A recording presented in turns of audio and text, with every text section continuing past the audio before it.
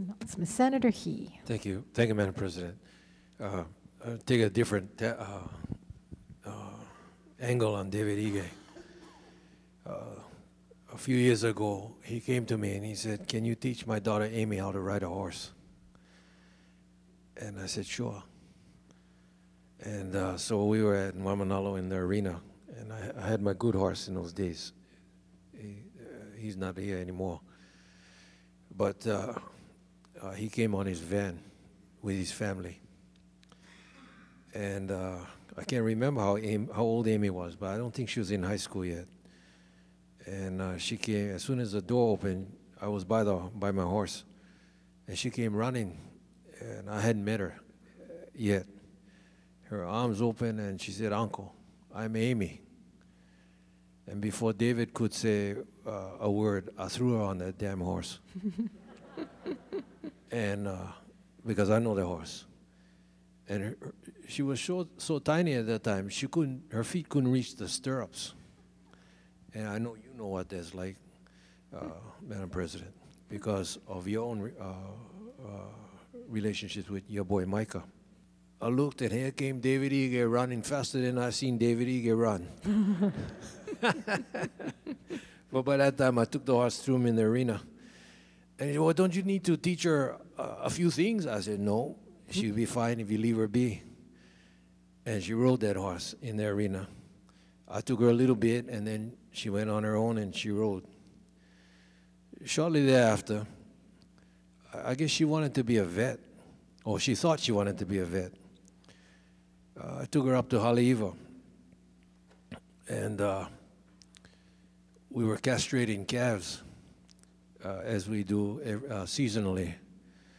And I told David that David used to bring her to Kimo Farm, and I'd pick her up there, and I'd go, and I never invited David, because I don't want him to tell a girl what to do, and be careful of this and that. I think Senator Solomon understands this. You let those kids be kids. And so I told David, I said, "We're going up this weekend, we're going to be castrating calves. And you want to bring Amy?" And he said, "Yeah, I'm sure Amy want to go." And so he said, "But can I go?" I said, "No." I said, "You cannot go." You remember David? He said, so I said, "You cannot go." So David being David, he's not going to ask why. I think I hurt his feelings. So he didn't say, but he said, "Well, could you do this for me? Could you explain to her before you guys start castrating those calves what you're doing and why you're doing it?" I said, "Okay, David, we'll do that." So we went and we rode and we round up those calves. And this is really David. And this is really why I think so highly of him.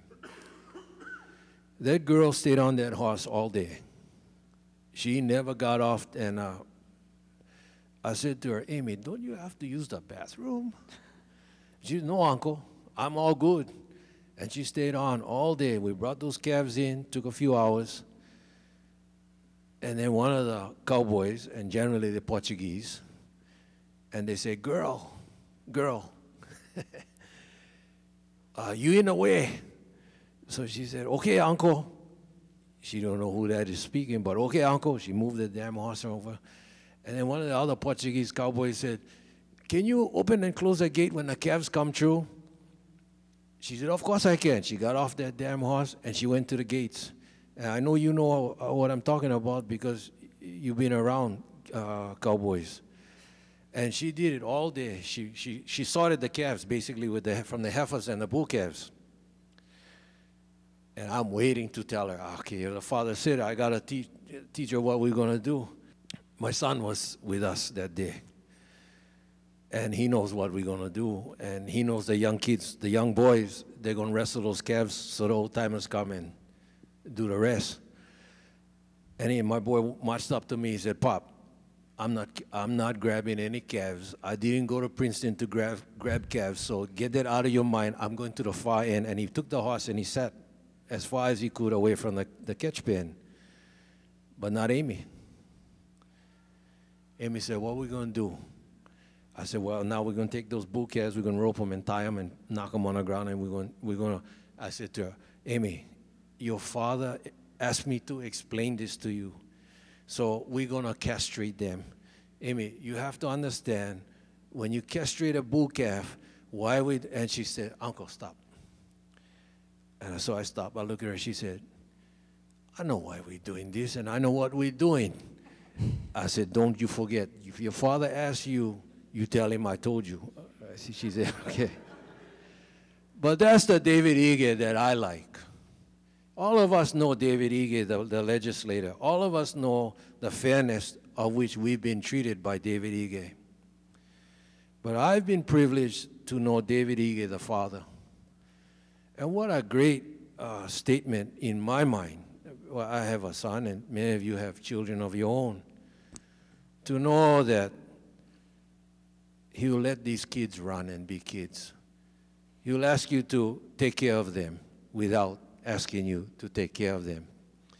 He will ask you to explain what you're doing so that they understand, regardless of the fact that we don't put enough trust in these kids to know what we're going to do and why we're doing it. And what more can you say about a father than look at how he raised his kids? That, to me, is a measure of David Ige. And I'm very, very proud, and I'm very, very honored that I had a small slice of Amy Ige's life that will stay with me the rest of my life. David knows that when we have the occasion to talk, I will always say, how's Amy doing? I think it's a terrific tribute to David Ige, the father, and that's what I want to share with you today. That's the David Ige that goes with me. Thank you very much. Thank you.